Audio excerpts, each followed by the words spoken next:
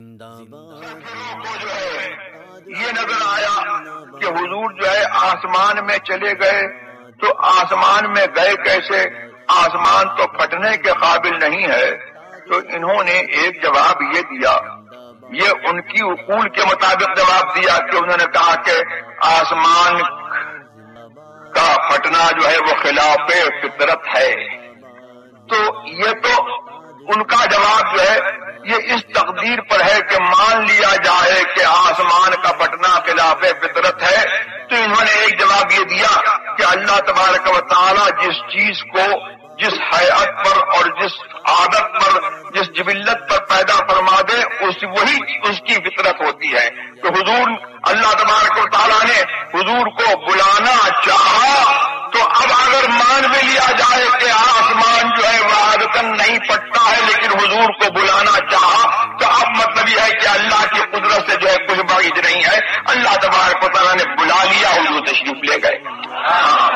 لیکن یہ بھی جو ہے یہ ان کا جو ہے اپنی طرف سے ایک وہم ہے کہ آسمان پھٹتا نہیں ہے۔ یہ تو پرانے فلسفیوں کی بات ہے، نہ انہوں نے جو ہے آسمان کو دیکھا نہ آسمان کی حقیقت کو سمجھا، اور انہوں نے یہ کہہ دیا کہ آسمان پھٹنے سے پاک ہے۔ یہ وہ قول ہے کہ جو کسی کوئی ملت جو ہے اس قول کو جو ہے قبول نہیں کرتی ہے۔ اگر آسمان جو ہے وہ پھٹنے سے پاک ہوتا تو یہ تو سب مانتے ہیں کہ حضرت آدم علیہ نبینا علیہ الصلوۃ والتسلیم جنت میں تھے، اور جنت سے جو ہے پھر نیچے آئے، اللہ کے حکم سے نیچے آئے۔ تو اگر آسمان جو ہے مطلب یہ ہے کہ پھٹنے اور ملنے سے جو ہے پاک ہے، تو پھر مطلب یہ ہے کہ کیسے جنت سے نیچے آ گئے؟ اور یہی نہیں، شیطان بھی آیا، سانپ بھی جو ہے یہ وہی جنت میں تھا وہ بھی نیچے اتارا گیا۔ تو یہ سب جو ہے یہ سارے توہمات جو ہیں ان اپنے عقول پر لوگوں نے جو ہے قیاس کر لیا۔ تو حضور نبی کریم سرور عالم صلی اللہ تبارک و تعالی کو اللہ تبارک و تعالیٰ نے معراج کے لیے میں بلایا، اور اس پر جو ہے یہ اللہ کی قدرت سے کوئی بعید نہیں ہے۔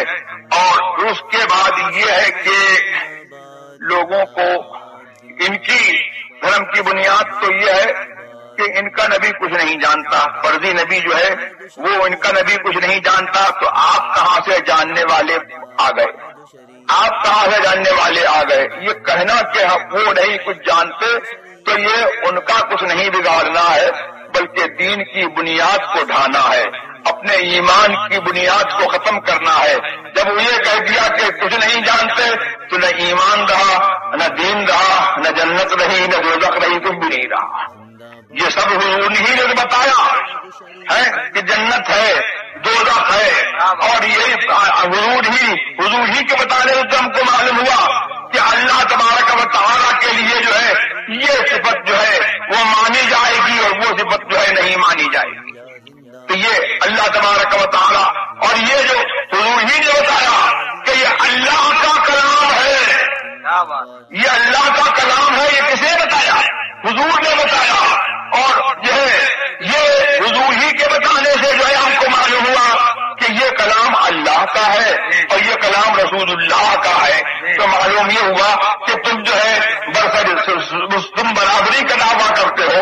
معاملہ یہ ہے کہ کوئی جو ہے اگر دعویٰ کرے تو اس کا جو ہے اس کا کلیم جو ہے اس کا دعویٰ ایسے ثابت نہیں ہوگا، بلکہ جو ہے عقل جو ہے اس بات کا تقاضا کرے گی کہ تم اپنے دعوے پر دلیل لاؤ، گواہ لاؤ۔ لیکن محمد الرسول اللہ صلی اللہ علیہ وسلم کا کہنے کی بات یہ ہے کہ ان کا کہا ہوا جو ہے وہ ساری انسانیت پر نافذ ہے۔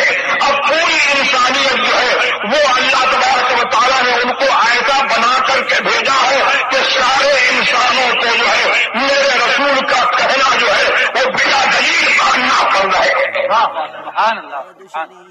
اور اس پر